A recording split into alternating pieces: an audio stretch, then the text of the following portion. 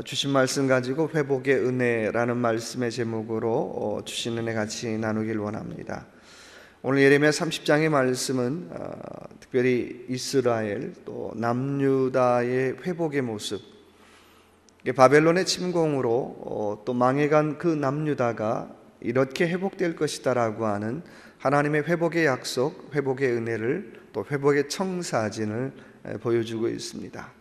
한 네 가지 같이 한번 나눠보길 원하는데요. 첫째는 3절의 말씀 보니까, 하반부에 보니까 내가 그들을 그 열조에게 준 땅으로 돌아오게 할 것이라 그들이 그것을 차지하리라 여호와의 말이니라.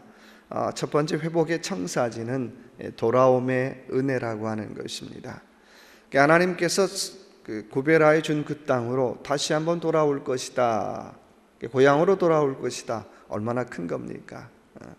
고향으로 돌아오고 사랑하는 사람들 곁으로 돌아오고 또 내가 살던 곳으로 다시 한번 돌아옴의 은혜, 그것이 회복의 첫 번째 약속입니다. 물론 오늘 본문의 말씀 보면 실제로 땅은 땅이죠. 근데 땅이라고 하는 것은 꼭 상징적인 표현을 본다면 사람의 마음을 또 상징적으로 표현할 때가 많습니다. 오늘 본문은 실제 땅으로 돌아오는 거지만 또 다른 한편으로 생각한다면 이스라엘 민족, 특별히 남유다의 마음이 어떻게 해요? 다시 한번 회복될 것이다. 하나님 사랑하는 마음, 또 주님 사랑하는 마음, 또 다시 한번 하나님께서 주신 약속을 귀하게 여기는 마음으로 그들의 마음이, 그들의 신앙이 회복될 것임을 상징적으로 보여주는 말씀입니다. 그래서 첫째는 돌아옴의 은혜고요. 두 번째는 10절의 말씀 보니까 하반부에 보니까 야곱이 돌아와서 태평과 안락을 얻을 것이라 너를 두렵게 할 자가 없으리라. 두 번째 회복의 약속은 평안함의 은혜라고 하는 것입니다. 우리의 모든 은혜, 우리의 모든 신앙생활의 베이스에 만약에 샬롬이 없다면 그건 한번 되돌아봐야 합니다. 그렇죠? 내가 아무리 많은 은혜를 받고 또 내가 아무리 많은 축복을 받고 아무리 많은 은사를 체험해도 그 밑바닥에 샬롬이 없다면 그건 점검을 해봐야 된다라고 하는 것입니다. 어찌 보면 우리의 모든 삶에, 우리의 모든 신앙생활의 밑바닥은 뭡니까? 샬롬, 평강이 있어야 한다는 거예요. 그 평강이 있을 때 그 위에 물질이 얹혀지고 그 위에 건강이 얹혀지고 그 위에 지위가 얹혀져도 그건 견딜만한 거예요. 또 설령 없더라도 견딜만한 거죠. 그런데 맨 밑바닥에 하나님께서 주신 평강이 없다면 없으면 없는 대로 불만이요, 많으면 많은 대로 불만이요, 또 지나치면 지나친 대로 불만이요, 있어도 불만이요, 없어도 불만이고 불평이 나올 수밖에 없다는 거예요. 두 번째 돌아옴의 은혜 두 번째는 평안함이 있느냐는 거예요. 샬롬이죠. 우리나라도 외세의 침략을 많이 받았지만 이스라엘도 그에 못지않죠. 두 나라 다 1000번이 넘는 외세의 침략을 받았는데 그 상황 속에 두 번째 주시는 그 회복의 약속은 평안함이라는 거예요. 샬롬. 그래서 샬롬이 두 번째 회복의 약속이고요. 세 번째는 우리 17절 읽지 않았지만 같이 한번 읽어볼까요? 17절입니다. 나 여호와가 말하노라 그들이 쫓겨난 자라 하며 찾는 자가 없는 시온이라 한즉 내가 너를 치료하여 내 상처를 낫게 하리라. 12절에 보니까 나 여호와가 말하노라 내 상처는 고칠 수 없고 내 창상은 중하도다 라고 말씀하고 있어요. 근데 17절에 보니까 어떻게 해요? 그래도 고쳐주시겠다라고 약속하고 있어요. 세 번째는 치료의 은혜라고 하는 것입니다. 도대체 내가 뭘 다쳤길래 치료받습니까? 이스라엘 유다가 특별히 영적인 상처에 대한 얘기예요. 계속해서 하나님께서 말씀하는 건 너희는 돌아올 수 없는, 다시 고쳐질 수 없는 그런 상처를 입었다라고 얘기하고 있어요.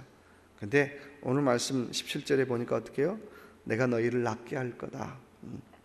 내가 너희 영적 상처를 치료할 것이다.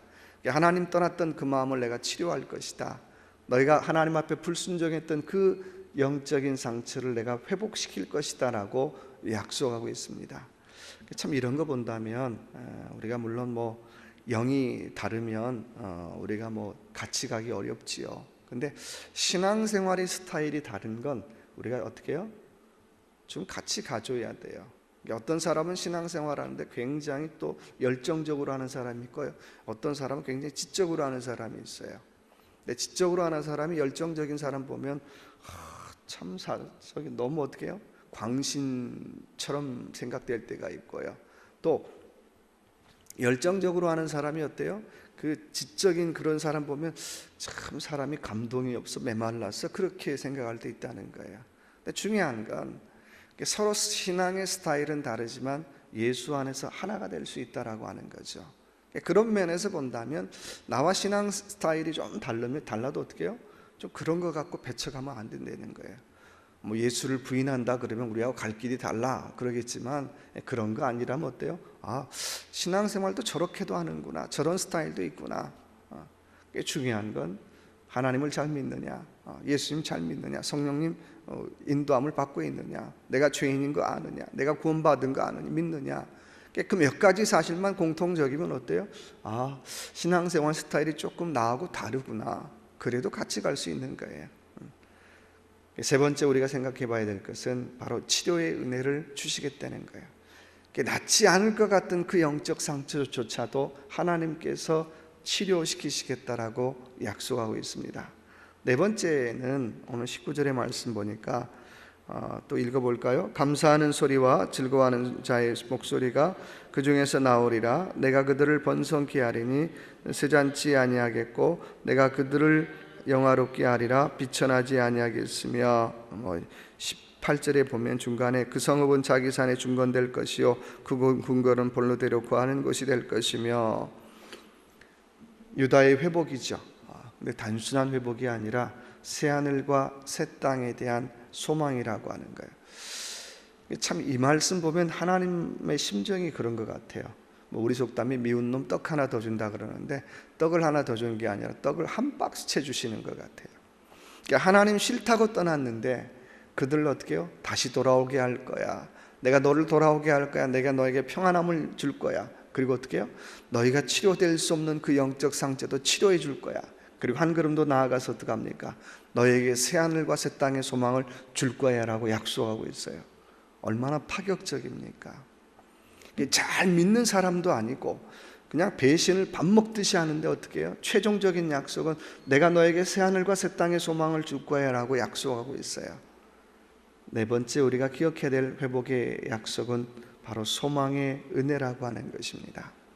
배신하고 떠났는데, 하나님 싫다고 떠났는데 그들에게 주는 네 번째 최종적인 약속은 그래도 내가 너에게 새하늘과 새 땅에 소망을 줄 거야 라고 약속하고 있다라고 하는 것입니다. 그렇다면 우리의 삶의 모습들, 삶의 스타일에서 그 사람이 조금 신앙생활 잘못하는 것 같아도 쉽게 포기해서는 안 된다는 거예요. 그 사람 내 마음에 조금 들지 않는다고 해서 쉽게 포기해서는 안 된다는 거예요. 이유는 하나님께서는 하나님을 배반한 남유다에게도 회복의 약속을 주시고 그들에게 소망의 약속, 특별히 새하늘과 새 땅의 약속을 주셨던 것처럼 그 사람에게도 어떻게 해요? 새하늘과 새 땅의 소망의 약속을 줄 수 있다라고 하는 것입니다.